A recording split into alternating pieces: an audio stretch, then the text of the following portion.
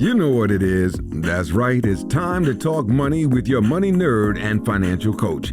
Now, tighten those purse strings and open those ears. It's the Money Talk with Tiff podcast.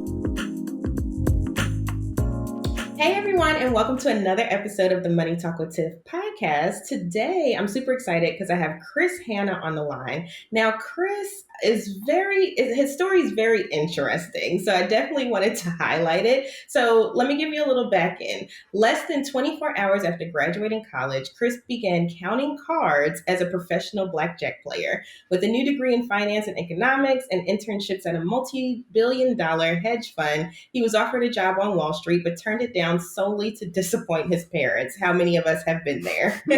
2 years later, Chris worked 5 simultaneous gig jobs to continue pursuing his dreams as an entrepreneur, trained in Brazilian jiu-jitsu, and avoid a regular job at all costs. So now today, Chris brings his experiences in not only blackjack playing and jiu-jitsu and all that cool stuff, but also financial coaching, and he helps UFC fighters and entrepreneurs manage their money to gain peace of mind. So thank you so much, Chris, to be on the show today. Yeah, thank you so much, Tiffany. It's great to be on, and I'm looking forward to this conversation.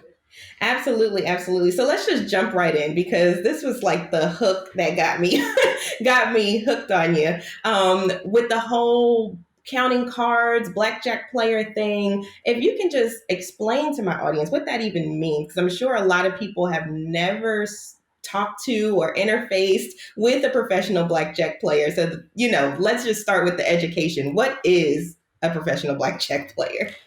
Yeah, so a professional blackjack player is someone who plays blackjack for profit. That the more they play, the more they win.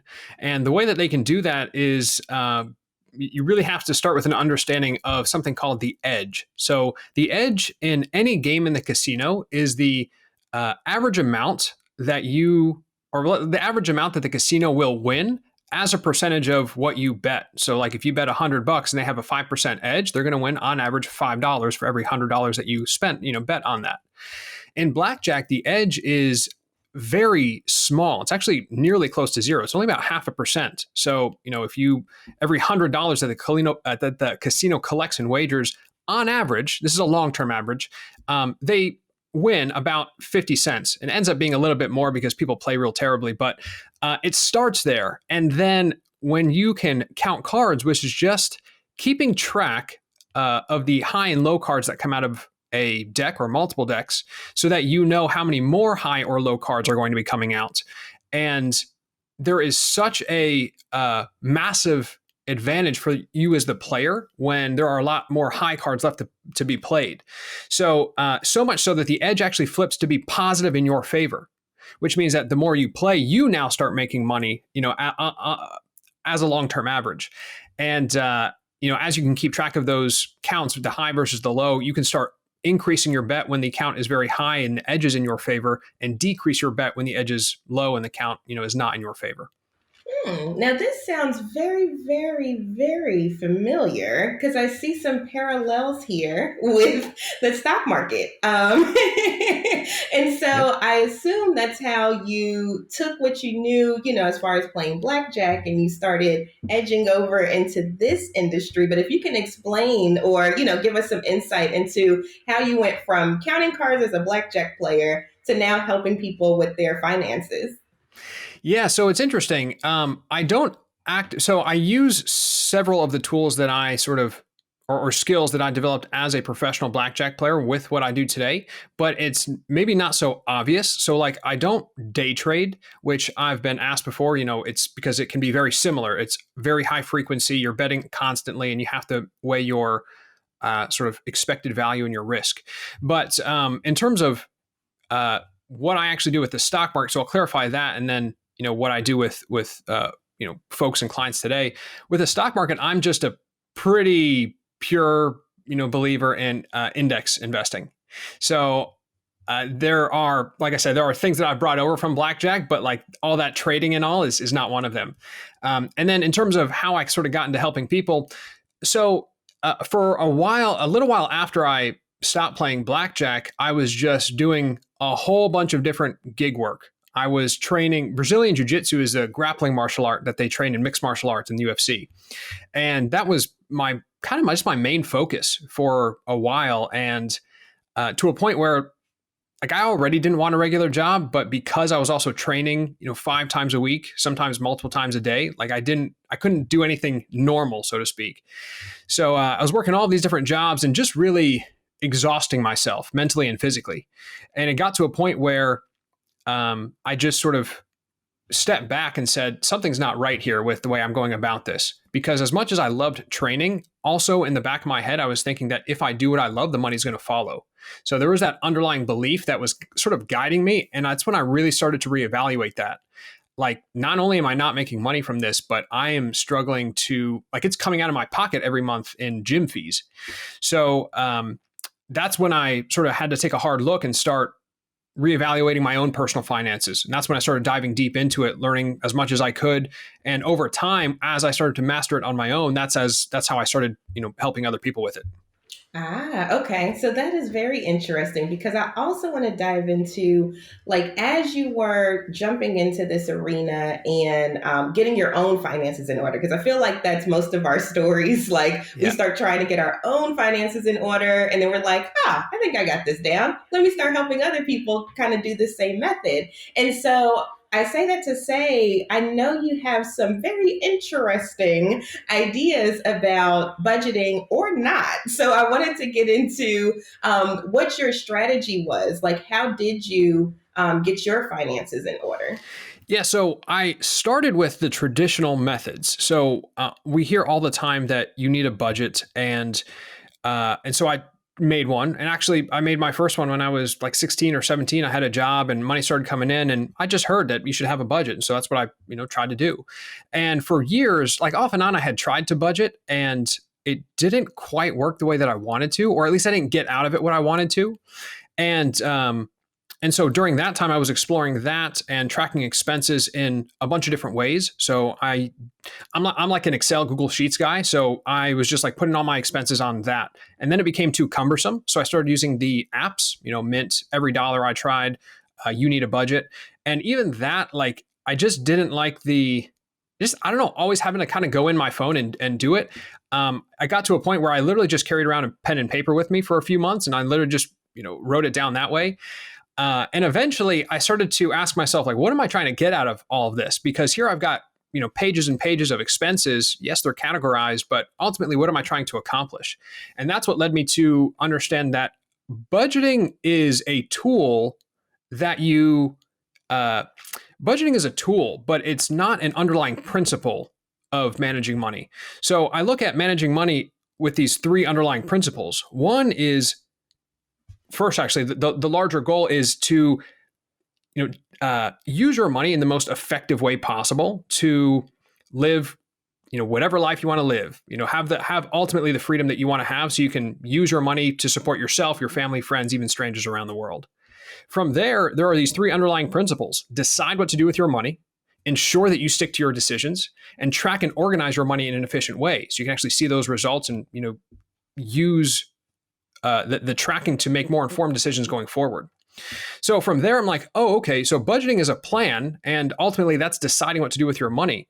But the method that people typically use to stick to it involves using one primary checking account, tracking all of your expenses, categorizing them throughout the month, and then subtracting it from the original budgeted amount, so that anytime throughout the month, you always know how much you have left to spend in any category.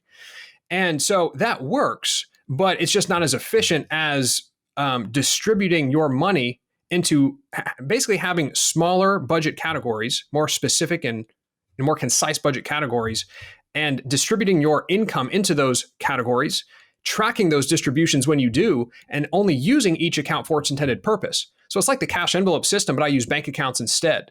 And that way you always know where your money is going without having to track your expenses. Yes. Okay. So, because at first I was like, budgeting, no, but I understand now. And that actually sounds like also the profit first method, like when you're a business owner, because it's a similar concept. You have like separate accounts for, what you pay yourself, your operating expenses, what your profit is, all that stuff is all in separate accounts. And I can definitely see how that could be very beneficial, because how many people have been in the situation where you use one account and then you're like, one of these things is not like the other. Yeah. Once you start getting towards the end of the month. And so if you have those separate accounts, I can see how that could be very helpful in sticking to, even if you did it in conjunction with the budget, you know what I mean? How that could definitely speed up the process, because you're not commingling funds. And, we talk about that, like, as business owners, you can't commingle with personal, but taking the same concept and just spreading it out over your personal accounts is just a great idea. I love that. So what other things have you learned, like, during this process? Because I think that is a very good takeaway. But what other tips do you have, like, as far as, when you're looking at bank accounts? Let's go here. When you're looking at bank accounts, how do you decide, like, what banks to choose, how many accounts to open, and how do you keep everything straight? Yeah, there are 3 sort of initial spending accounts that I think everyone should have. And that is one for all of your fixed and recurring expenses. And the reason that I choose that to stand alone, meaning, like, not just your bills and utilities, but your subscriptions, any debt payments that you're making, literally anything that's coming out of your account on a consistent basis and consistent amounts, I like to have out of a single account, because A, the simplicity of it, and B, there's so much, like, we have so much anxiety oftentimes when, whether it's anxiety or frustration, when, like, middle of the month, you're looking at your checking account and then, 2 days later, it's dropped significantly because one of your fixed or recurring expenses has come out. So in order to just completely get rid of that, cold turkey, just put all of those transactions out of one account. The other 2 are needs and wants, and those are all non-recurring. So I still put my Netflix subscriptions and everything into that first one.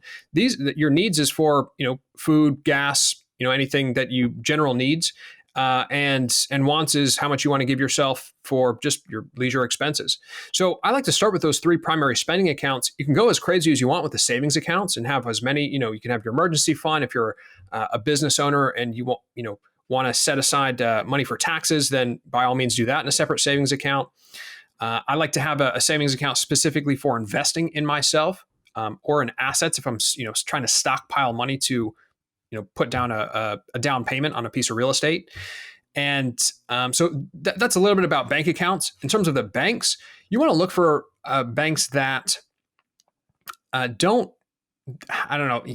user friendly. Like, they don't have hidden fees, minimum balances, and it's becoming more and more prevalent because banks like Ally Bank, which is, fully online, you're probably aware of it. Yeah. Yes, I love them.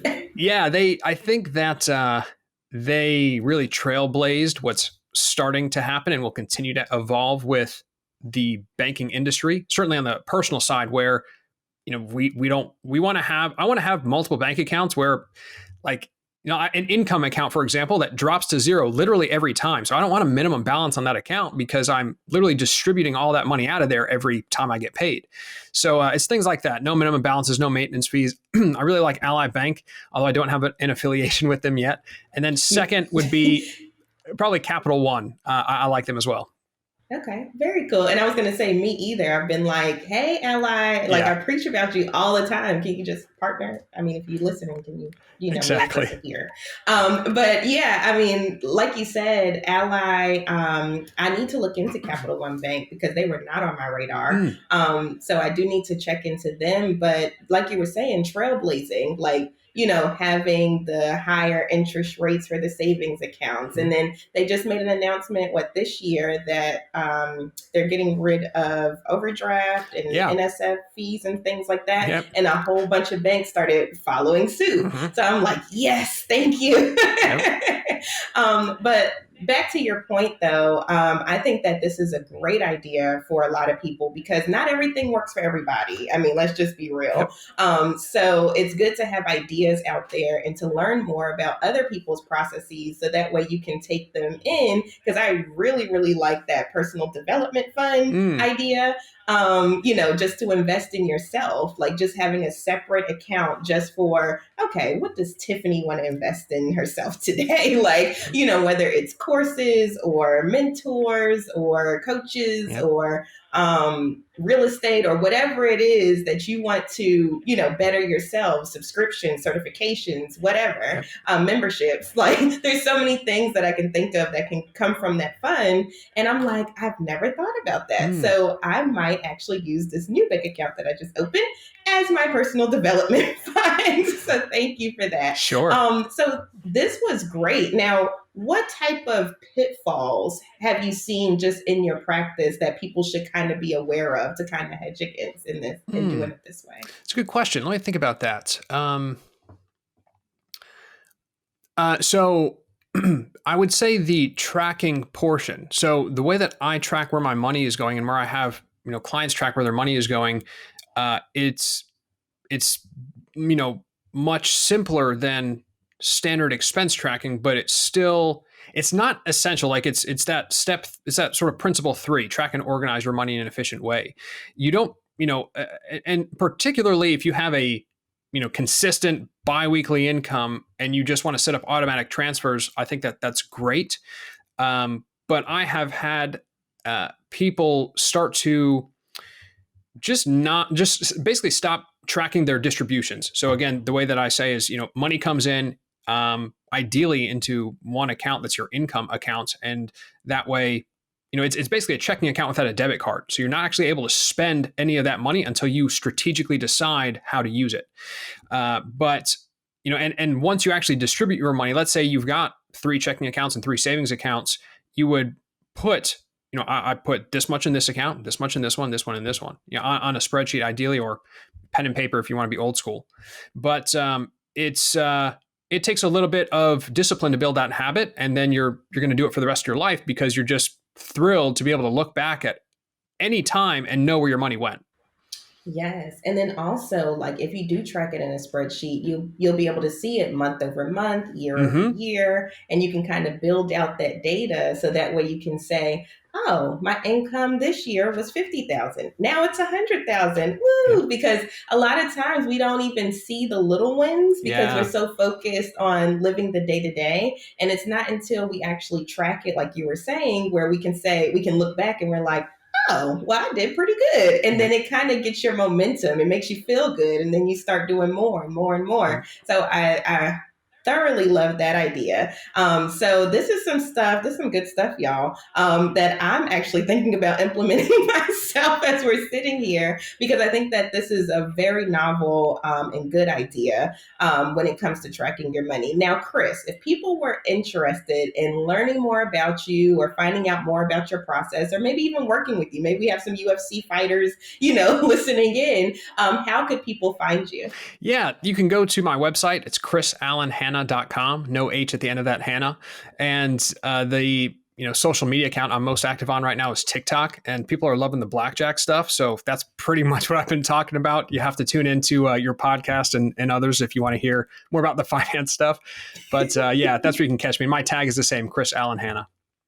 Awesome. And if you are listening and you didn't get all of that information, we will definitely have it in the show notes. I know I'm going to go follow Chris on TikTok so I can learn more about this Blackjack stuff, because I'm like, if the odds are going to be in my favor, I need to go to the casino today. So anyway, thank you so much for being on the show. And I'm so glad that you decided to come on and share all this knowledge with us. Yeah, for sure. Thank you so much for having me, Tiff. All right. Bye. Thank you for listening, joining, and being a part of the Money Talk with Tiff podcast this week.